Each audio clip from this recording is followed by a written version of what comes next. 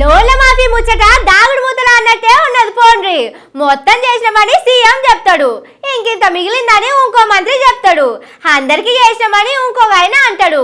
అయ్యో అట్లా కాదు, ఇప్పటిదాకా కొన్ని పైసలే రైతులకు ముట్టినే అని డిప్యూటీ సీఎం అంటాడు. అసలు లోన్ల మాఫీ కదేందో కేటీఆర్ సార్ చెప్తుండు చూడండి.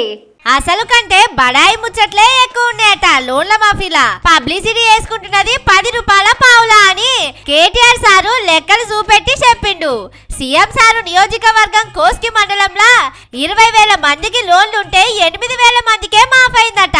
ముఖ్యమంత్రి సొంత నియోజకవర్గం పరిస్థితి. కోస్గి ఉమ్మడి మండలంలో మొత్తం 5 బ్యాంకులు. ఈ 5 బ్యాంకుల్లో మొత్తం కలిపి ఉన్న ఖాతాలు ఎంత అంటే 20,239. 3 విడతలుగా ముఖ్యమంత్రి నియోజకవర్గంలో ఈ కోస్గి మండలంలో ఇప్పటివరకు ఎంతమందికి రుణమాఫీ అయింది అంటే అది కూడా పాక్షికంగానే అయింది, మొత్తం కాలే. 8,527 మందికి మాత్రమే అయింది. ఏదైతే ముఖ్యమంత్రి ఉదరగొడుతుండో ప్రచారం 100% అయిపోయింది, ఓడిచిపోయింది, ఇక పాలాభిషేకాలు, వెంటనే నాకు విగ్రహాలు పెట్టండి అని చెప్పేదైతే మాట్లాడుతున్నాడో. అసలు లోన్ల మాఫీలా మొదటి సంధి ఏం కథ నడిపిస్తున్నారో కూడా బయట పెట్టిండు. 49,000 కోట్ల కాడ మొదలయ్యి 7,500 కోట్లకు ఎట్లొచ్చిందో చెప్పిండు చూడుండ్రి. డిసెంబర్ లో 49,000 కోట్లట. జనవరి వచ్చే వరకు అందులో 9,000 కోట్లు ఎగిరిపోయినాయి. ముఖ్యమంత్రి స్వయంగా చెప్తాడు, నేను కడుపు కట్టుకుంటే ఒక్క సంవత్సరం చాలు 40,000 కోట్లు ఇచ్చేస్తా అంటే 9,000 కోట్లు ఎగిరిపోయినాయి. మళ్ళీ తర్వాత పార్లమెంట్ ఎలక్షన్లు అయిపోయినాయి, డబ్బల ఓట్లు పడ్డాయి, మళ్ళా గొంతు మారింది. మళ్ళీ ఏమంటారు, కేబినెట్ లో 31,000 కోట్లు చాలు, మళ్ళీ 9,000 కోట్లు ఎగిరిపోయింది. బడ్జెట్ పెట్టారు జూలై లాస్ట్ వీక్ లో, అందులో 26,000 కోట్లే, 5,000 కోట్లు ఎగిరిపోయింది. మొన్న ఏం చెప్పినారు, 15th ఆగస్ట్ కి 17,900 కోట్లు ఇచ్చినామన్నారు. అప్పుడు ఎంత ఎగిరిపోయింది, 26లో 8,000 కోట్లు ఎగిరిపోయింది. మళ్ళీ నిన్న బట్టి గారు చావు కబురు చల్లగా చెప్పింది, 17,900 కోట్లు ఎక్కడిది, ఇచ్చింది 7,500, 10,000 కోట్లు ఎగిరిపోయింది. ఇగో ఇది వీళ్ళ మోసాల పరంపర, వీళ్ళ కోతలు. నిన్న రేవంత్ సార్ మాట్లాడిన మాటలు, దాని మీద కొందరు కాంగ్రెస్ టీవీలోళ్ళు పేపర్లు చేసిన కథలకు గట్టిగానే అరుచుకున్నాడు.